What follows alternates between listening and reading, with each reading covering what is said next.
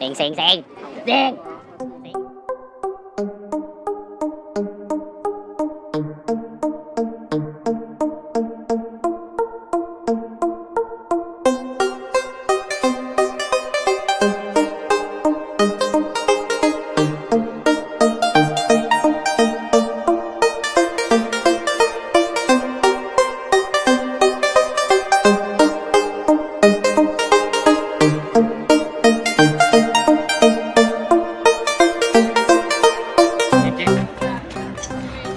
เอาแท้นี่มาเนี่ยเอาแท้เอาจริง ผมสามารถจะเล่นตัวนี้เลย ตอนออกมามึงเบาเก่านี่นะ โบได้ออกมาแล้วโบได้เลย สบายดีเซ็งบ่เซ็งอะไรเราซื้ออะไรเราเซ็งนี่เราซื้ออะไรเราการแสดงยังคือแต่ละเราได้เสือตายเลยคนใหม่ทำไมคนใหม่สบายดิเอาไปยังเก่งเลยยังกับเจ้ากับจีคนน้องเนาะไม่จะคอแล้วเนาะคืออะไรก่อนคืออะไรก่อนแหละทำอะไรกับมือก่อนทั้งสามเจ้าเรียบร้อยเรียบร้อยก่อนได้เรียบร้อยเนาะยังได้แล้ววะก่อนเลยวะ แล้วผมบานใหญ่เลย จะจำ ประมาณ50 10เลยญาติอาจารย์จับได้แล้ว น้องแล้วเนาะเห็นเราเอง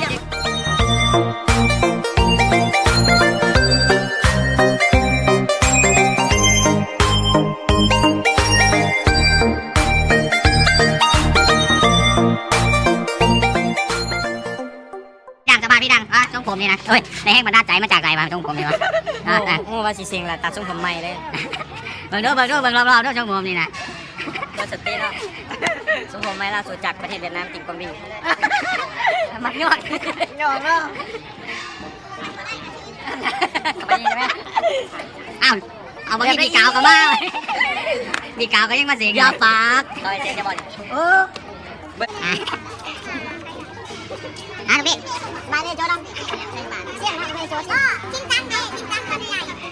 ยังบอกเลยวะบอกแล้วอ้าวเนาะมาดิมีกูหันนั่นอีกเลยมาดินะมันนั่งลงคุณอีกมันนั่งคุณสิ่งทางตลาดเขาเลี้ยวเบี้ยนะ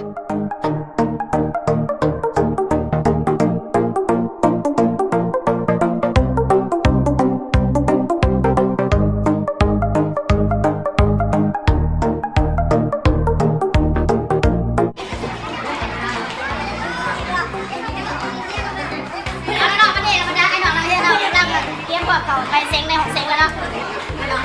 พราะว่าทุกการก็ได้เซ็งทุกคนละเราสัมผัสสบายแล้วเนาะบอกเลยไม่ได้บอกเลย บอกได้ล่ะ ไม่ครบสิต้องเลื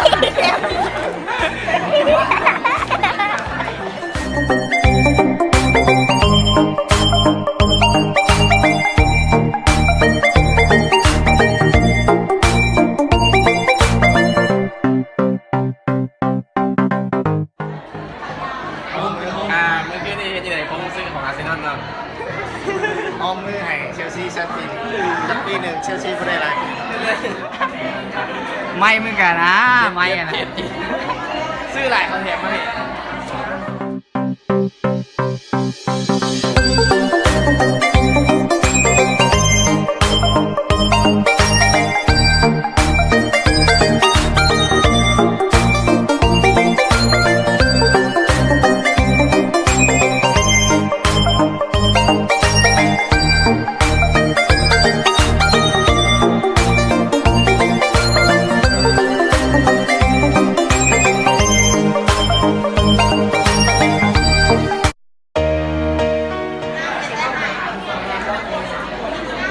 เอาพ่อจะรอมาเนี่ย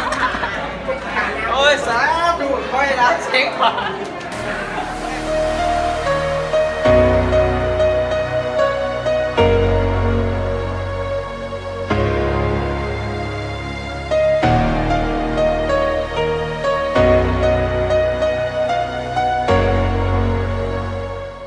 อ๋อกูในถ่ายจะพามันไง เห็ดยัง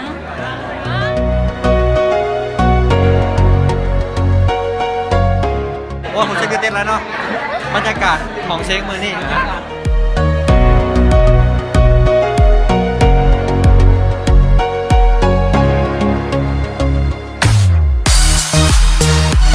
ไม่เพิ่มตอนเฮียจบ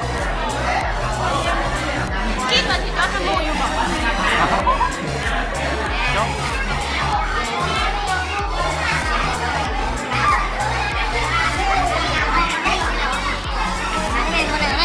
อะไรเปล่าวันนี้เจ๋งอ่ะเจ๊พ่อไหมวะเจ๊น้อยเจ๊ใหญ่นี่เหรอดิมันเจ๊น้อยมันจะว่านี่มันจะดูเชื่อร้อนเลยนะมันชอบที่นี่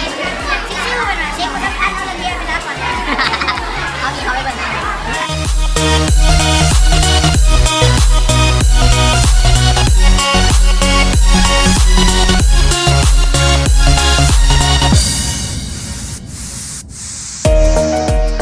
นายสาวเจนหน่อยเจนใหญ่นะมีพร้อมแล้วปะ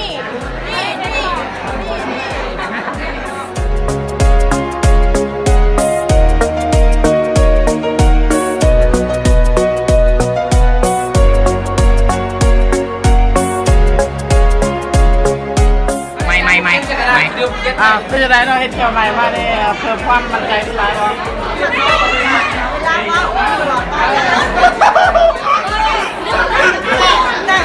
ความจริงกูได้ตอนเลยความจริงกูได้ตอนเลยมันใจเกลียดเลยเนี่ยตอนนี้ร้องมันใจแม่บอกแม่บอกมีบทไม่หน่อยยังไงเลยนะ เรื่องมันเนี่ยเช็ดการแล้วแก้วอ่ะ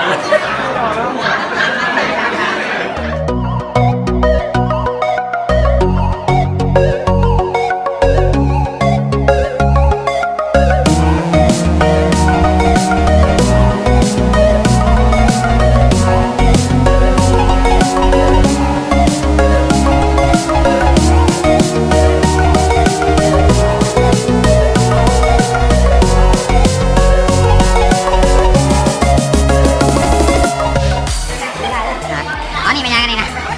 ไล่มังกรวิธีไล่เชื้อวิธีกายเป็นหยอดอีกดีวะหยอดเนี่ยนี่แหละพวกเราบริยันไปก่อนบริสุทธิ์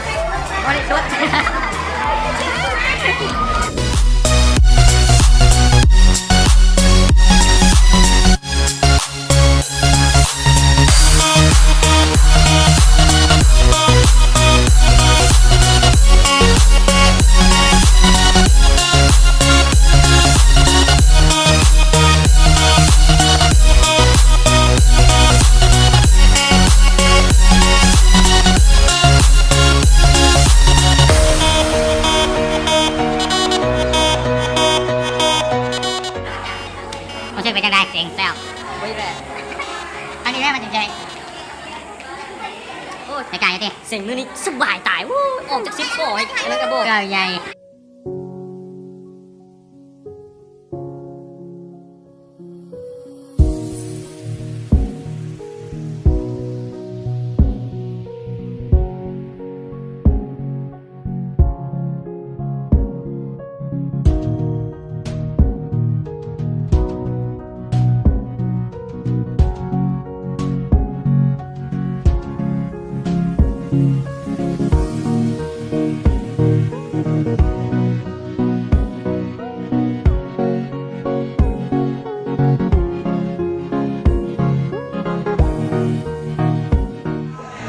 เดี๋ยวบักเบ้าใหญ่นี่บักนี่